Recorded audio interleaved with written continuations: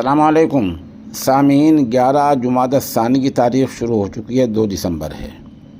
خبر کا عنوان ہے ایک اور BLO کو ہارٹ اٹیک۔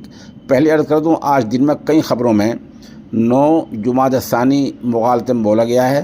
دن میں 10 جمادی الثانی تھی، اب بعد نماز مغرب 11 جمادی الثانی کی تاریخ شروع ہو چکی ہے۔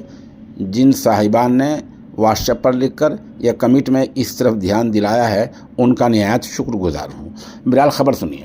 اتر پردیش کے ہاتھرس میں SIR کی ڈیوٹی میں BLO ایک ٹیچر کمل کانت شرما کی ہارٹ اٹیک سے موت ہو گئی ہے۔ وہ گھر پر ہی چکر کھا کر گر پڑے۔